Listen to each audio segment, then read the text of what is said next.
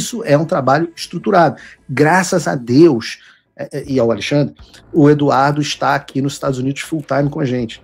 Graças a Deus. E a gente vai continuar. Eu quero dizer para vocês, eu estou assim, imensamente otimista. Pode até ter foto da nossa visita, Bruno? Isso aqui, obviamente, está aí, né, o selo do presidente dos Estados Unidos da América, na antessala dele. Não precisa dizer muitas coisas, o Eduardo e eu. Ou, na verdade, eu e o Eduardo. O que mais que a gente tem? Mais alguma foto? Não. Então é isso aí mesmo. Não botaram foto do jantar com o Jason, não botaram nada. Beleza. Não quero também fazer esse troço aqui um álbum de viagem. O importante dessa história é o trabalho vai continuar. Outras viagens vão acontecer, provavelmente daqui a 2 semanas a gente volta lá, enquanto isso os diálogos continuam acontecendo, não tem tantas coisas. Esse que vocês estão vendo aí no meio é o Jason Miller, ele é um dos, hoje consultor político do Trump, mas um dos braços direitos dele. Trump tem mais de um braço direito, como se fosse um polvo, talvez. E foi uma pessoa que foi detida pelo próprio Alexandre de Moraes, né? Vocês lembram dessa história? É um amigo de muitos anos. Sempre que a gente pode, a gente janta junto e por aí vai. Esse aí, vocês estão vendo a Casa Branca bonita aí no fundo, e a gente num pedestal aqui conversando, com pedestal não, no alto de uma escada aqui conversando com algumas pessoas que a gente sempre tira da foto, porque isso permite que a gente faça as coisas sem grandes problemas, né? Se vocês coisas que a gente tem uma parte do trabalho as pessoas conseguem enxergar, outra parte as pessoas não enxergam, né? Esse caso do talha-ferro deixa que muitas vezes não dá para as pessoas para expor tudo que a gente faz, né? Mas eu digo para vocês que uma parte muito importante para a gente conseguir o que a gente quer na liberação do Brasil é justamente conseguir expor para o mundo o que está acontecendo. E expor para o mundo e dentro do Brasil o que está acontecendo exige algo no qual eu acho que o governo Bolsonaro foi muito mal no primeiro mandato, que é a relação com a imprensa. Claro, uma quantidade enorme de jornalistas são mau caráteres, picaretas e têm que ser tratados como tais. Mas outros, apesar de serem de esquerda, são pessoas que simplesmente têm uma visão diferente da gente, muitas vezes porque nunca foi apresentada outra visão para eles. E uma das coisas que eu tenho gastado bastante tempo em fazer é explicar o nosso lado da história, conversar um pouco com os jornalistas que eu acho que são pessoas dignas, né?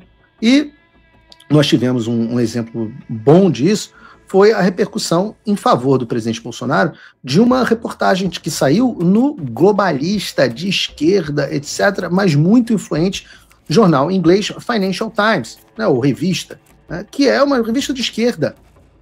Mas se antes nós tínhamos matérias que se limitavam a condenar o Bolsonaro, hoje nós temos, graças a esse trabalho, uma outra versão que esclarecem para o leitor que de fato está se passando no Brasil.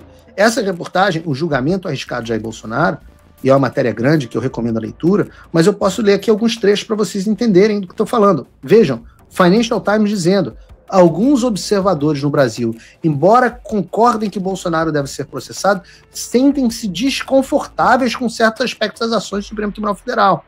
Embora parte das evidências contra o Bolsonaro pareça sólida, a conexão com os atos de 8 de janeiro em Brasília parece muito fraca, diz Davi Tangerino, professor de Direito Penal da UERJ. Professor de Direito Penal da UERJ está dizendo no Financial Times que o caso contra o Bolsonaro é muito fraco. Continua a reportagem. De forma incomum em comparação com os outros países, no Brasil, ministros do STF podem iniciar e conduzir suas próprias investigações criminais se entenderem que há uma ameaça à própria instituição. Ou seja, jabuticaba só existe no Brasil. Continua. O envolvimento de Alexandre de Moraes levou a acusações de conflito de interesse, pois ele foi um dos alvos da suposta conspiração. Bolsonaro alega que o ministro é parcial a favor do Lula e movido por ambições pessoais. As acusações de parcialidade foram reforçadas pelo fato de que o ex-advogado pessoal de Lula, Cristiano Zanin, e seu ex-ministro da Justiça, Flávio Dino, também fazem parte da bancada do STF que julgará o caso. Vem frase do Nicolas Ferreira no Financial Times. Queremos um sistema de justiça que seja imparcial, diz Nicolas Ferreira, um dos principais deputados bolsonaristas. Eles não podem ser ao mesmo tempo vítimas e juízes do caso. Como se pode dizer que essa é uma justiça imparcial? Continua a reportagem. Não é a primeira vez que o Supremo é alvo de críticas. O Supremo Tribunal Federal, na figura de Alexandre de Moraes, tem recebido críticas institucionais em diversas ocasiões por parte de importantes membros do Congresso ou da imprensa, afirma Lucas de Aragão, da consultoria de risco Arco Advice. Vejam, ele cita o caso de Débora Rodrigues, uma cabeleireira para quem Moraes solicitou uma pena de 14 anos de prisão por ter pichado uma estátua em frente ao prédio do STF durante a insurreição em Brasília. Também destacou que o caso contra Bolsonaro será julgado por uma bancada de 5 ministros, em vez do plenário de 11. Tudo isso Financial Times, eu estou lendo Financial Times. A imagem pública do STF tem sido prejudicada por decisões controversas, incluindo a condenação e posterior anulação da pena de Lula, a revogação de outras condenações de grande repercussão relacionadas à corrupção e agora o caso Bolsonaro.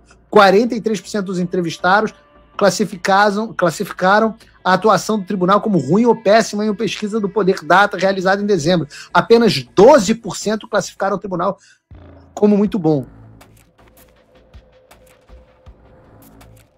Vejam, eu estou chocado de estar no Financial Times. Até eu. O Supremo tem, nos últimos anos, perdido a credibilidade aos olhos da população, afirma o advogado Sérgio Rosenthal, ex-presidente da Associação dos Advogados de São Paulo e ex-diretor do Instituto Brasileiro de Ciências Criminais. Os ministros falam excessivamente em público, fora dos processos judiciais, gerando uma reação popular negativa que prejudica a instituição. Vejam, é uma reportagem que coloca o Supremo em xeque, num dos veículos mais lidos pela elite globalista do qual esses caras fazem parte. Eu falo que essa era do Alexandre de Moraes como herói nacional, paladino da justiça, salvador da democracia, acabou. E eu digo para vocês, eu conversei com os jornalistas, eles achavam que eles tinham uma visão correta da situação do Brasil. E aí eles fizeram, a gente facilitou uma entrevista com o Eduardo Bolsonaro, depois com o Jair Bolsonaro, e mudaram de opinião, viram o outro lado. Entenderam que boa parte do trabalho deles, boa parte do meu trabalho é conversar com eles, é mostrar um outro lado, expor o nosso lado, os nossos argumentos, para aqueles que não forem, obviamente, essencialmente corruptos, bandidos, militantes. Mas tem muitos deles que dá para conversar. Tem gente que só pensa diferente da gente, mas dá para a gente ter um bom contato. Então é por isso que vocês estão vendo cada vez mais reportagens favoráveis no Globo, na Folha de São Paulo, no Estadão, no Metrópolis, no Financial Times, no Wall Street Journal e até no New York Times. Teve gente que na época que o Mr. M, uma jornalista do Globo divulgou que falava comigo, as pessoas, você fica falando coisas para jornalista do Globo. Eu falo, mas é claro. É claro, você quer que só o outro lado fale? Eu digo isso ao presidente Bolsonaro. O presidente Bolsonaro é uma das figuras mais adoráveis que eu já conheci. É impossível levar um jornalista no presidente Bolsonaro e ele sair lá não gostando do presidente. Resultado, você deve achar que a estratégia é que o presidente converse mais com jornalistas ou menos com jornalistas. Resultado, ele conversa menos com jornalistas, porque senão seria o Bolsonaro tomando uma boa estratégia. Vejam a ótima entrevista que ele deu para a Folha de São Paulo no final de semana, com uma repercussão gigantesca. Pois bem. Meus amigos, semana que vem será uma semana desafiadora para mim, então não sei quantas vezes poderei aparecer no Paulo Figueiredo Show, mas saibam que eu estou bem, estou muito bem. Quem sabe em breve aí terei novidades, mas eu não tenho certeza que eu conseguirei fazer os programas especificamente da semana que vem. Vou fazer tudo que eu puder. Enquanto isso, eu peço a vocês que considerem a possibilidade de me apoiar. É um momento bastante necessário. Você pode fazer isso em... Não vou fazer Imigrex. Isso. www.paulofigueiredoshow.com/apoie. Tem lá as formas de você me apoiar.